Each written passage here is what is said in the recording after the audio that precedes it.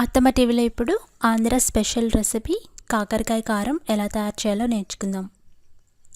ఎంతో రుచికరమైన side dish item ఇది. అంటే పచ్చళ్ళకి బదులుగా ఈ కాకరకాయ కారాన్ని అన్నంలోకి తినొచ్చు. వేడివేడి అన్నంలోకి ఈ కాకరకాయ కారం నెయ్యితో తింటే టేస్ట్ చాలా బాగుంటుంది. అలాగే అన్నంలోకి కాకుండా బ్రేక్ఫాస్ట్లో కూడా ఈ కారాన్ని వాడుకోవచ్చు. దీని తయారీ కోసం కావలసిన పదార్థాలు: గట్టిగా ఉన్న కాకరకాయలు పావు కేజీ,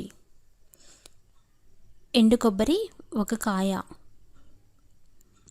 అంటే దాదాపు 100 గ్రాములు. కాకరకాయల్ని స్క్రాప్ చేసి పెట్టుకోవాలి. గట్టిగా ఉన్న కాకరకాయలు ఎంచుకుంటే ఈ కారానికి బాగుంటాయి. అలాగే మీడియం సైజ్ కాకరకాయల్ని ఎంచుకోండి. ఈ విధంగా బాగా తొక్కవల్చి ఆ చివర ఈ చివర కట్ చేసుకోండి. ఈ విధంగా కట్ చేసుకొని వీటిని బాగా కడిగి పక్కన పెట్టుకోవాలి. కడిగిన తర్వాత ఎంత సన్నగా వీలైతే అంత సన్నని రౌండ్స్ లాగా కట్ చేసుకోండి. ఇలా కాకరకాయల్ని సన్నగా తరిగి పక్కన పెట్టుకోండి. కారం 2 టేబుల్ స్పూన్లు, ఉప్పు తగినంత, జీలకర్ర 1 టీ స్పూన్ పోపు కోసం, ఎండుమిరపకాయలు 2 తాలింపు కోసం, వెల్లుల్లి రెబ్బలు 4, నూనె 3 టేబుల్ స్పూన్లు.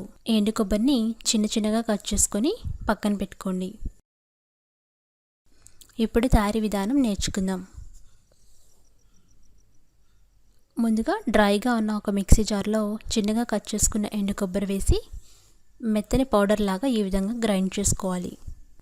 బాగా గ్రైండ్ చేయాలి, ఎందుకంటే ఎండు కొబ్బరి నలగటానికి టైం పడుతుంది. దాదాపు 5-6 సార్లు మిక్సీ పట్టండి. అందులో కారం వేసుకోండి.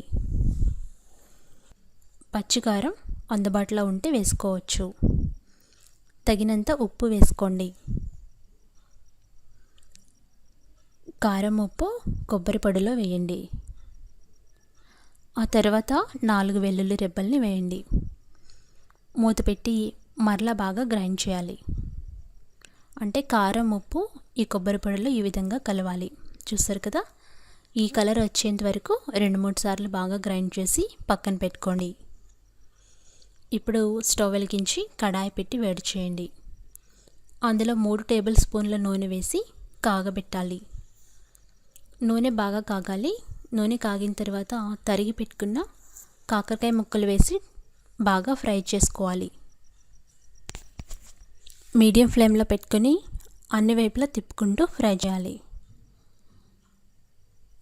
ఇలాంటి వెడల్పాటి బాండీలో వేస్తే మొత్తం స్ప్రెడ్ చేయాలి. కాకరకాయలు ఈవెన్గా స్ప్రెడ్ చేసి ఫ్రై చేసుకోండి. ఇవి కాస్త కలర్ మారుతున్నాయి కదా, 2 వైపులా తిప్పుకుంటూ మీడియం ఫ్లేమ్లో పెట్టి ఫ్రై చేయాలి. ఇవి బ్రౌన్ కలర్లోకి వచ్చేంత వరకు వేపాలి. ఇలా కలర్ మారుతూ ఉన్నాయి. దాదాపు కాకరకాయ ముక్కలు వేగిపోయినాయి. అలాగే ఇవి క్రిస్పీగా అయ్యేంత వరకు బాగా వేపుకోండి.